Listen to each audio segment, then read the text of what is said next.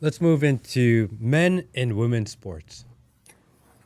Hot topic. Yeah, People obviously I can't believe can I just first off, I can't believe this is an issue. I can't believe we're talking about this. This is the most yeah, ridiculous thing ever. yeah, Yeah. yeah. Look, I have a daughter, and Mm. I want to protect my daughter's ability to feel safe in a restroom, in a locker room, in a hotel room if she's traveling overnight for an athletic competition. For 50 years, Title IX has created equality for women in sports and especially in public accommodations, and yet. With the stroke of a pen, the Biden-Harris administration tried to rewrite the law. Well, the president can't rewrite law; only Congress can do that.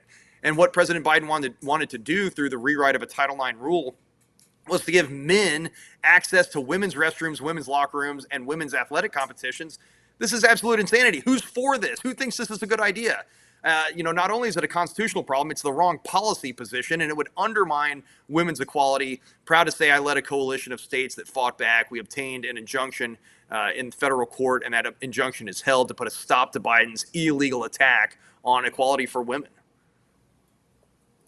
Yeah, this is something that just feels like common sense. I can't believe I'm with Matt. I can't believe that this is a conversation that we're having. I go on these, media things and they're like, oh, what do you think about men and women's sports? I'm like, I can't believe this is a question. I think it's nonsensical. And I'm fascinated by the very long trajectory of, I feel like, the left trying to attack this aspect. And it's one that I think is maybe most radical of their platform. There's a lot of radical things, but the fact that this is treated like a common sense policy provision is wild to me. But this was something that was even rewritten, as you know, when Obama was in office under the Obama administration. President Trump, I think, reverted it day one with Betsy DeVos. And Yeah. the fact that it was being attacked that long ago just shows us that they're trying to pick at facets, I think, that are should be common sense things. I don't know if it's to make constituents feel, nuts for believing the things that they believe. I really don't know where it comes from, but I think it's wild that this isn't common sense. Well, and it's wild because it's so flies in the face of objective reality. In my mind, like there are things that exist independent of my brain. The law of gravity being one of them. Like it doesn't matter how I feel about the law of gravity. If I jump off a building, I'm going to hurt myself. So, like, denying objective reality is not safe or healthy, and that's true in the Right. gender context. That's true in the law of gravity context. That's true when we're talking about any objective reality. We need to live in and operate around objective reality. I think this is a fashion statement. I think it's a disgusting, and I think there's some mental health concerns that underlie Yes. a lot of this fashion statement. I think that the president and the vice president, Kamala Harris, are absolutely 100% wrong in this policy position, and it's going to make girls less safe, women and girls less safe. I also think that at the end of the day, President Trump needs to win in November, and let's retake sanity in America. Let's make sanity Yes. great again. And I think there's a lot of work to do between now and then to get that done. We're on a short timeline here. We got 70 something days, maybe less, between now and the national election. And so, conversations like this are important to help people understand, the future of this country is at stake, and we've all got to get engaged to move this thing forward.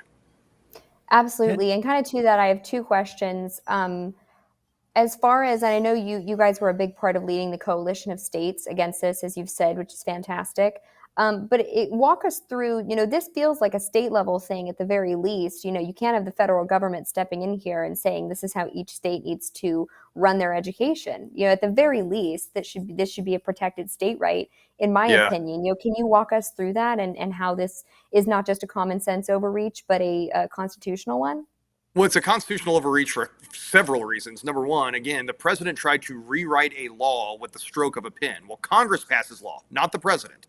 And this deals with that alphabet soup of federal bureaucratic agencies. These are unelected federal bureaucrats that live in an unauthorized fourth branch of government. Our founding fathers understood that we'd have a federal government of limited authority, and that authority would be diffused over three co-equal branches of government, that you would never concentrate power, rulemaking, rule enforcing, and rule adjudicatory power in one branch of government. And yet that's what that alphabet soup of federal agencies is. This is a form of soft despotism that is antithetical to our constitutional structure.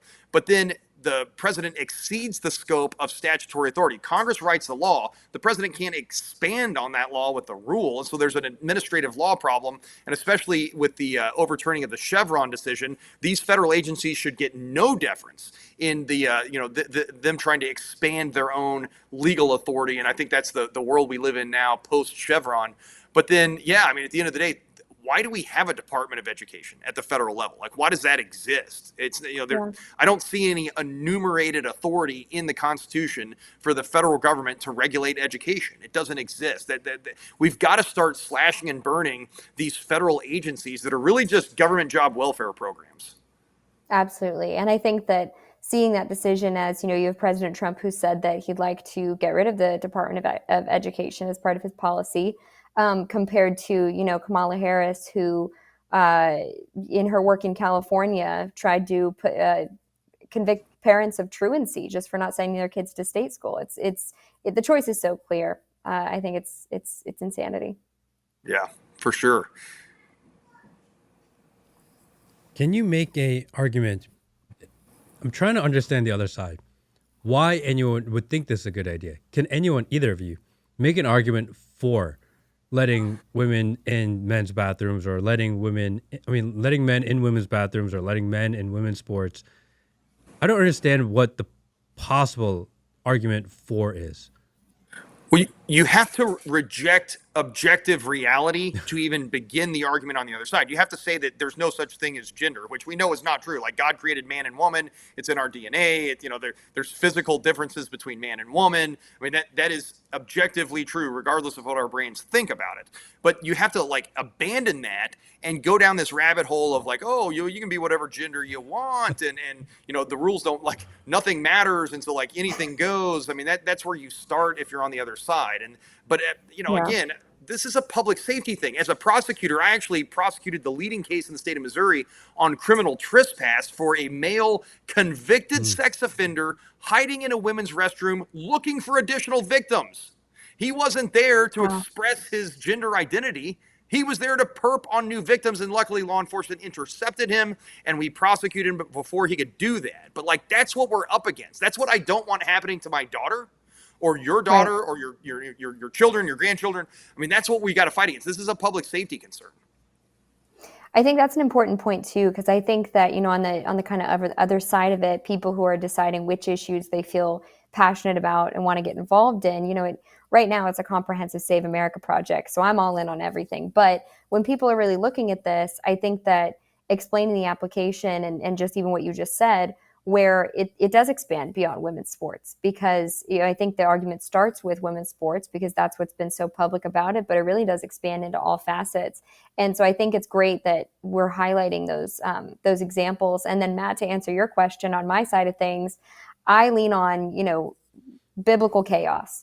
Sometimes I feel like they're trying to just, if you take things enough out of order, you enact chaos. Nothing can thrive in that environment. That's not God's creation. That's not God's plan. I just think that for me, it really starts to get in that facet of things. And I don't know. I think that it's really just taking things out of order on purpose.